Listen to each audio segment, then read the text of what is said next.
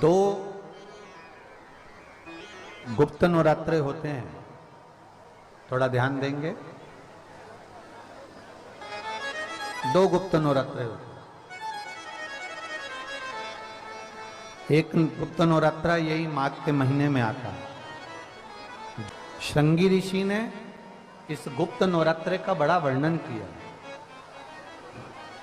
श्रृंगी बाबा ने इस गुप्त नवरात्रे के बारे में बहुत कुछ बताया, बहुत कुछ।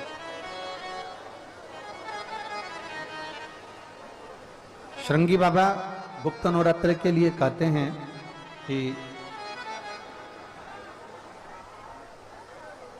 अगर इस गुप्त नवरात्रे के अंतर्गत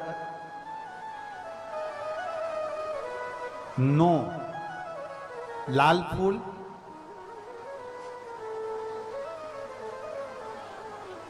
और 5 श्वेत पुष्प, ये दोनों, लोग कहते हैं गुप्त नवरात्रे में हम देवी की आराधना करें, गुप्त नवरात्रे में हम भगवान की आराधना करें, पर शिव महापुराण की कथा कर रही है, भगवान शंकर का चरित्र कथा है।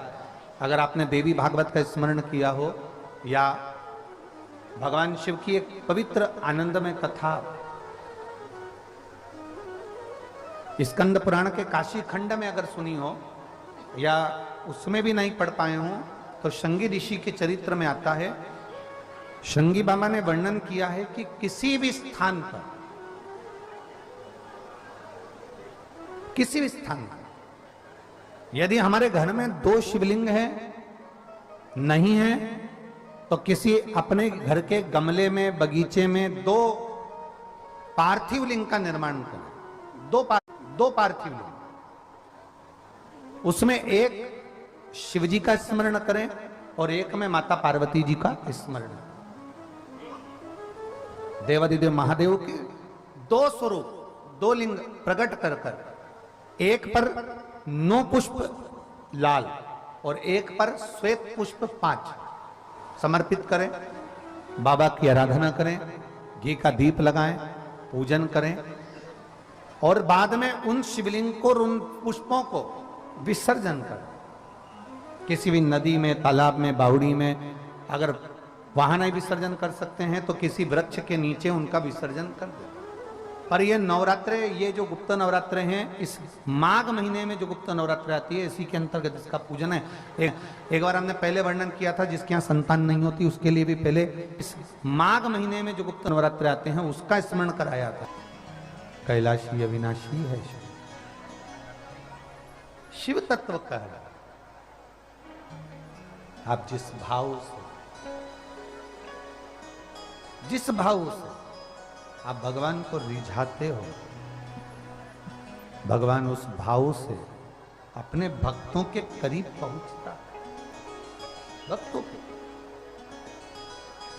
यमुना जी ने पार्थिव शिवलिंग का निर्माण किया। केवल चाहे गुप्त नवरात्रे हो चाहे सर्व नवरात्रे हो, केवल देवी की आराधना कर रहे हैं और सोचें कि हम माता जी की आराधना कर रहे हैं और माता जी हम पर प्रसन्न हो। शिव महापुराण की कथा कहती है, कोई सी भी नवरात्रे में अगर आप शंकर भगवान की आराधना के साथ देवी की आराधना करेंगे तो शिव महापुराण की कथा कहती है महादेव शिव और शक्ति दोनों ही कृपा जरूर करते हैं। ये निश्चित है, निश्चित है।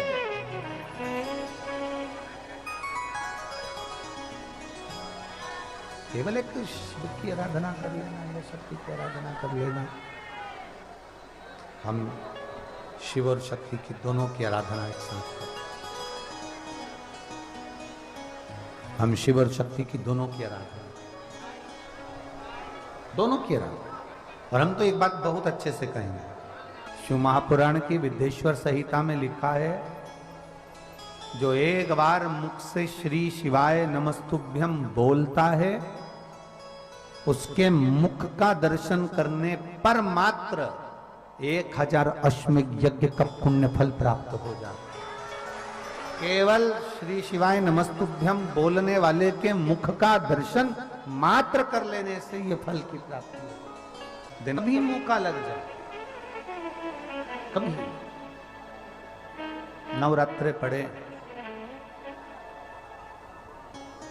चाहे गुप्त नवरात्रे हों,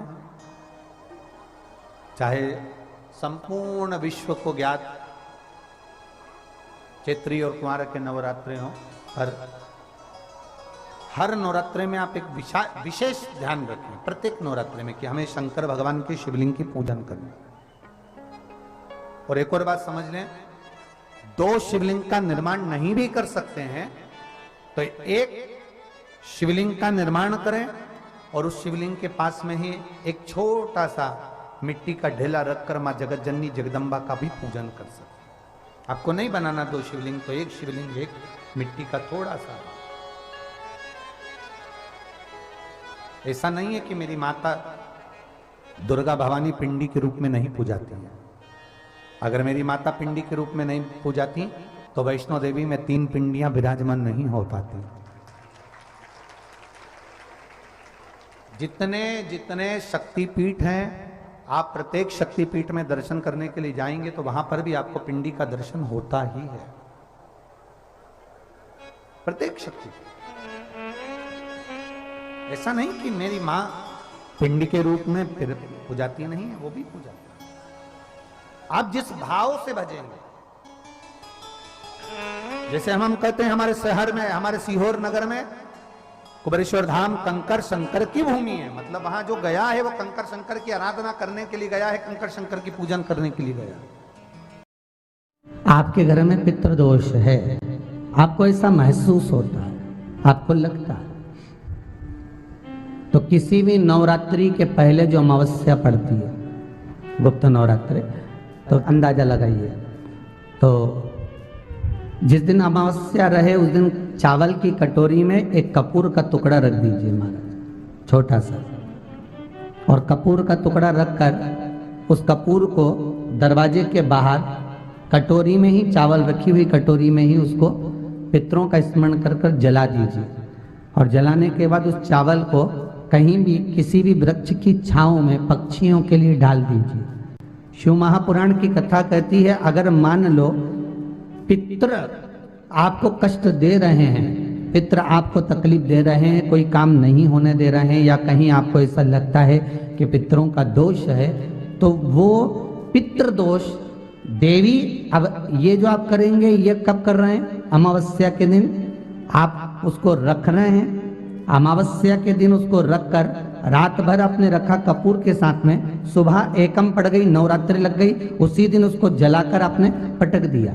अर्थात उससे देवी और पितृ इन दोनों का आशीर्वाद जो प्राप्त होता है, तो घर में से पितृदोष समाप्त होकर लक्ष्मी की वृद्धि प्रारंभ हो जाती है, कार्य में सिद्धता आ जाती है। मान लो अगर पितृदोष है तो करो, नहीं है बड़े अलमस्ती से रहो।